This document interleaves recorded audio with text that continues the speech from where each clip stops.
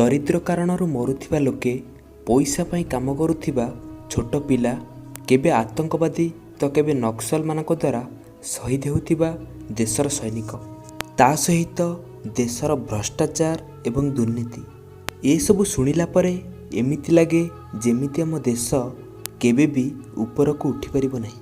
आज आम देश विभिन्न प्रोब्लेम फेस करुची, किंतु सेही प्रोब्लेम सहित लड़ी आग को बढ़ी चलीची एवं आम देश एमिति धीरे धीरे आग को बढ़ी दिने विश्व रे एक प्रमुख सुपर पावर हेबाक जाउची। जदि विश्वास न होची ताहले वीडियो को मूलर शेष पर्यंत निश्चय देखंतु।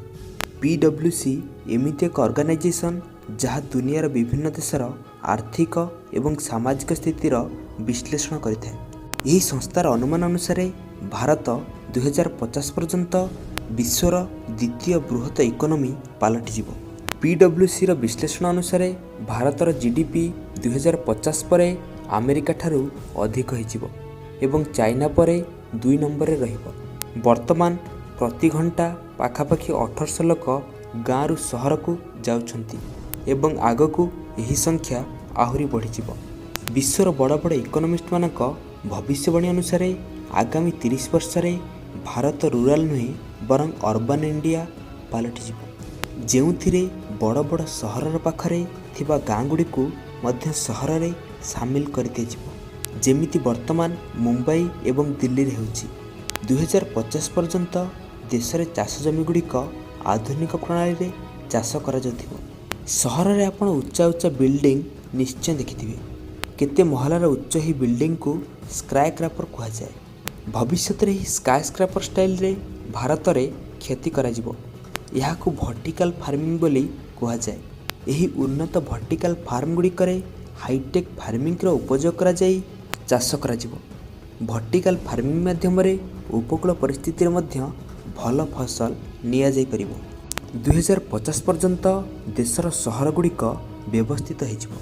बढ़ुथिबा जनसंख्यार आवश्यकता को पूरण करिया पई आमर टाउन गुड़िकर प्लानिंग मध्य वर्टिकली करा जिवो। एमिति आकाश को छुँथिबा स्काई स्क्रैपर तैयारी करा जिवो, जहाँ लग्जरियस सहित इको फ्रेंडली मध्य हेबो। 2050 पर्यंत भारतर ट्रांसपोर्ट संपूर्ण भाव में बदलिबाकु जाउछि। अधिकांश लोक सेतेबेले इलेक्ट्रिक कार व्यवहार करुथिबे। ट्रक ठारू आरंभ करी बस पर्यंत अधिकतर भारी जानवाहन इलेक्ट्रिक द्वारा चालित हेबो। 2050 रे भारतर आर्टिफिशियल इंटेलिजेंस एवं IT इंडस्ट्री दुनियार सबुठारू ताकतवर होइजिवो एवं सेतेबेले भारतर बेंगलोर सहर को नुआ सिलिकन वैली बोली कुहाजिवो। इसरो सेतेबेले दुनियार विभिन्न स्पेस रिसर्च ऑर्गेनाइजेशन गुड़िक मध्यरू 2 नंबर स्थान रे रहिबो। 2050 रे इसरोर मंगल ग्रह रे मनुष्य को पठाइबार प्लानिंग रहिछि। 2050 बेलकू भारत दुनियार द्वितीय धनी देश रे परिणत होइजिवो। इंडियन मिलिटरी रोबोटिक्स एवं आर्टिफिशियल इंटेलिजेंस व्यवहार करुथिबे। यह द्वारा युद्धभूमि रे सैनिक मानकर मृत्यु को कम करा जाई परिबो। तो ए रहिला आमर भारतर भविष्यत। आपण मानक मध्यरु अधिकांश लोक यह को विश्वास न करि परंती, किंतु यह सत्य। एवं जदि आपनक बयस 30 वर्ष रु कम ताहाले आपण यह को भविष्यत रे अनुभव करि परिबे। तो वीडियो भल लगे वीडियो को लाइक करंतु, ता सहित वीडियो को निज सांग मानक सहित निश्चय शेयर करंतु। आज पे एतिकी पुणी देखाबो नेक्स्ट इंटरेस्टिंग वीडियो रे। जय हिंद, वंदे मातरम।